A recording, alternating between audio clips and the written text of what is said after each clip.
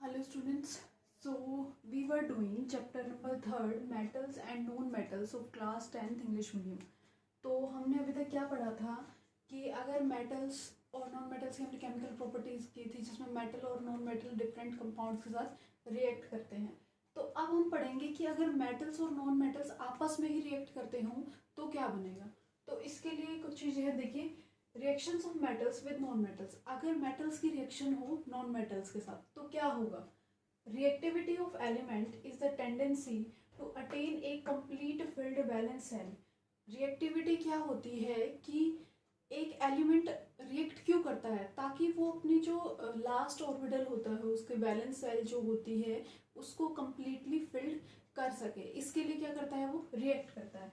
ठीक है, अभी बताएंगे इसका क्या एग्जांपल के थ्रू हम समझेंगे इसको। Metals lose electron from their valence shell to form cation. जो मेटल्स होते हैं वो अपनी जो आउटर सेल होती है, बैलेंस सेल जो होती है उसके अंदर से क्या करता है, इलेक्ट्रॉन को लूज करता है और क्या बनाता है, केटायन। केटायन कैसे होते हैं, पॉजिटिवली चार्ज्ड आयंस।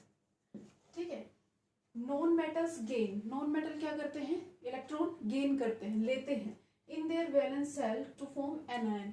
और ये क्या बनाते हैं, negatively charged ion, that is anion. ठीक है, the compound formed by the transfer of electron from metal to non-metal are called ionic compound और electrovalent compound। तो जो compound बनते हैं किससे, मेटल और नॉन मेटल की रिएक्शन से जो कंपाउंड बनते हैं उनको कहा जाएगा आयनिक कंपाउंड या फिर इलेक्ट्रोवेलेंट कंपाउंड। देखिए अगर मैं यहाँ पर एग्जांपल लूँ NaCl का, ठीक है, Na और Cl कितना होते हैं, इसका एटॉमिक नंबर 11। क्लोरीन का कितना होता है 17। इलेक्ट्रॉनिक कॉन्फ़िगरेशन कितनी होती है 281। क्लोरीन की कितनी होती है 287। ठीक है, यहाँ से ये अपना एक इलेक्ट्रॉन दे सकता है। ठीक है, और यहाँ पर 7 इलेक्ट्रॉन है तो दैट मीन्स 7 को लूज करने में बहुत ज़्यादा एनर्जी यूज होगी। तो ये क्या कर सकता है, अपना एक इलेक्ट्रॉन किसी से ले सकता है। ठीक है, तो इस पर एक पॉजिटिव चार्ज आ सकता है और इस पर एक नेगेटिव चार्ज आ सकता है। तो सोडियम जो है अगर वो अपना एक इलेक्ट्रॉन लूज कर दे तो Na++ एक इलेक्ट्रॉन। ठीक है, और क्लोरीन क्या कर सकता है, एक इलेक्ट्रॉन को ले सकता है। अब देखिए सोडियम यहाँ है, ठीक है, यहाँ पर इसके पास एक इलेक्ट्रॉन है और ये हमारा क्लोरीन है, इसके पास कितने हैं, लास्ट सेल में 7 है। अब ये क्लोरीन बॉन्डिंग करते वक्त क्या करेगा, Na का एक इलेक्ट्रॉन ले लेगा। ठीक है, Na का इलेक्ट्रॉन ले लिया तो क्या बन गया, इसकी जो सेल थी 7 जहाँ पे थे इसमें कितने हो गए, अब 8 हो गए। और आउटर मोस्ट सेल में कितने होने चाहिए, 8 होने चाहिए। तो ये क्या है, बैलेंस्ड है। ठीक है, इसकी बैलेंस सेल जो है वो कंप्लीटली फिल्ड हो गई। सोडियम जो था उसके पास सिंगल था, उसने अपना एक इलेक्ट्रॉन डोनेट कर दिया, उसके पास कितने बच गए 2 और 8। इसका मतलब वो भी ऑर्बिटल क्या हो गया, कंप्लीटली फिल्ड हो गया। तो सोडियम पर कैसा चार्ज आ गया, पॉजिटिव। क्लोरीन ने एक इलेक्ट्रॉन लिया है तो कैसा आ गया, नेगेटिव। दोनों ने क्या कंपाउंड बनाया है, NaCl। ठीक है, तो ऐसे कंपाउंड को क्या कहा जाता है, आयनिक कंपाउंड कहा जाता है। ठीक है, या इलेक्ट्रोवेलेंट कंपाउंड कहते हैं। सेम ऐसे ही अगर AlCl2 की बात करें, AlCl2 एल्यूमिनियम जो होता है 12 होता है, जो एटॉमिक नंबर होता है वो 12 होता है। ठीक है, 282 इसकी इलेक्ट्रॉनिक कॉन्फ़िगरेशन आ गई। इसकी कितनी है, कितनी होती है क्लोरीन की, वही सेम। ठीक है, तो जब हम इनका कंपाउंड बनाएंगे तो हमारे पास फॉर्मूला आएगा AlCl2। ठीक, अब आती है प्रॉपर्टीज ऑफ आयनिक कंपाउंड की ये जो आयनिक कंपाउंड बना इसकी प्रॉपर्टीज क्या है, क्या क्या विशेषताएं होती है। तो पहली बात, ये जो होते हैं वो जर्नली हार्ड और सॉलिड होते हैं। जर्नली है ऐसा, ठीक है, सभी कंपाउंड ऐसे नहीं होते, सॉलिड और हार्ड होते हैं। मेल्टिंग पॉइंट और बॉइलिंग पॉइंट हाई होता है। अगर सॉलिड होंगे, हार्ड होंगे तो इनको मेल्ट या बॉइल करने में ज़्यादा टेम्परेचर की ज़रूरत होगी, तो इनका मेल्टिंग और बॉइलिंग पॉइंट कैसा होता है, हाई मेल्टिंग और बॉइलिंग पॉइंट होता है। सोल्यूबल इन वाटर, वाटर के अंदर सोल्यूबल होते हैं, लेकिन पेट्रोल और केरोसिन ऑयल के अंदर सोल्यूबल नहीं होते, इनसोल्यूबल होते हैं। दे कंडक्ट इलेक्ट्रिसिटी, ये इलेक्ट्रिसिटी को कंडक्ट करते हैं किस स्टेज में, मोल्टन स्टेट में। मोल्टन स्टेट होती है लिक्विड फॉर्म में। ठीक है, अगर इनको लिक्विफाई कर दिया जाए, इन आयनिक कंपाउंड को लिक्विफाई कर दिया जाए, दैट मीन्स मेल्ट कर दिया जाए। लिक्विफाई तो तभी होंगे जब इनको मेल्ट किया जाएगा।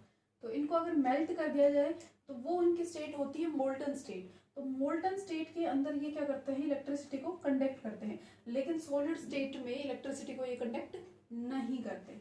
ठीक है, तो तो ये थी प्रॉपर्टीज आयनिक कंपाउंड की। उसके बाद आता है हमारे पास अकरेंस ऑफ मेटल। देखिए मेटल कैसे अकर करते हैं, मतलब मेटल किन किन फॉर्म में हमें पाए जाते हैं, ठीक है। तो पहली जो फॉर्म आती है वो आते हैं मिनरल्स की फॉर्म। मिनरल्स में क्या होता है कि जो एलिमेंट हैं, द एलिमेंट और कंपाउंड विच अकर्स नेचुरली, जो नेचुरली मिलते हैं, ठीक है, अर्थ की क्रस्ट में। अर्थ की कितनी वो होती हैं, 3 होती है ना, क्रस्ट, मेंटल एंड कोर। ऊपर वाली क्रस्ट, मेंटल, कोर। तो जो क्रस्ट वाली लेयर है उसके अंदर क्या हमें पाए जाते हैं, मिनरल्स पाए जाते हैं, नेचुरली अकर करते हैं। सेकंड आता है ओर्स।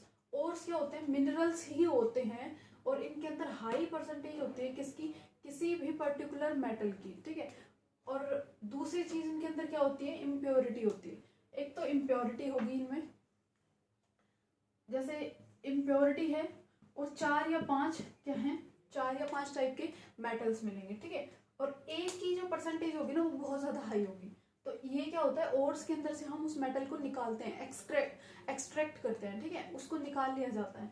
उसके बाद क्या आता है, गैंग, थर्ड। ये ओर्स होते हैं लेकिन कॉन्टामिनेटेड होते हैं large amount of impurity. Ores में कम होती है, इनके अंदर गैंग के अंदर इम्प्योरिटी जो होती है वो बहुत ज्यादा होती है, ठीक है। तो ये हो गया अकरेंस ऑफ मेटल की। मेटल 3 फॉर्म में अकर करते हैं, मिनरल्स, ओर्स एंड गैंग। अब बात करते हैं extraction of metal from ores कि ओर्स जो है उसके अंदर बहुत ज़्यादा मेटल थे, हाई अमाउंट ऑफ एक पर्टिकुलर मेटल की जो कंसंट्रेशन थी वो बहुत ज़्यादा अमाउंट में थी। तो अगर वहाँ से हमें वो मेटल निकालना है, ठीक है, ओर्स से हमें वो मेटल निकालना है तो कैसे निकालेंगे, तो उसके लिए हमारे पास 3 स्टेप होती हैं। फर्स्ट स्टेप होती है इनरिचमेंट ऑफ ओर्स, की जो ओर्स हैं, ठीक है, ओर्स जो गैंग के साथ है, मतलब इम्प्योरिटी के साथ है जो ओर्स हैं, उनमें से उस इम्प्योरिटी को निकाल दे और सिर्फ ओर्स बच जाए, यानी कि ओर्स बहुत सारे मेटल्स का जो कॉम्बिनेशन है वो बच जाए। एक्सट्रैक्शन ऑफ मेटल्स, अब उसमें से जो अलग अलग मेटल हैं उनको निकालेंगे। रिफाइनिंग ऑफ मेटल्स, अब उन मेटल्स को क्या करेंगे, प्योरीफाई करेंगे। तो 3 स्टेप हैं, इनरिचमेंट ऑफ ओर्स, इम्प्योरिटी से अलग करना, एक्सट्रैक्शन ऑफ मेटल्स, मेटल को अलग अलग निकालना, रिफाइनिंग ऑफ मेटल, मेटल को प्योरीफाई करना। थर्ड आप पढ़ते हैं पहला enrichment of ores. Enrichment of ores क्या होता है, it is the process of removing gang from ores, मतलब इम्प्योरिटी को ओर्स से निकालने की जो प्रोसेस होती है उसको क्या कहा जाता है, इनरिचमेंट ऑफ ओर्स। टेक्निक क्या होती है इसके लिए, ये 4 टेक्निक है, magnetic separation, hydraulic washing, froth flotation and chemical separation और लीचिंग, ठीक है। इनको हम पढ़ेंगे हमारी नेक्स्ट वीडियो में। तो ये टेक्निक्स हैं जिनसे जो गैंग होगा वो ओर्स से अलग हो जाएगा, ठीक है। Magnetic separation, hydraulic washing, froth flotation and chemical separation और leaching. So that's all for today, thank you.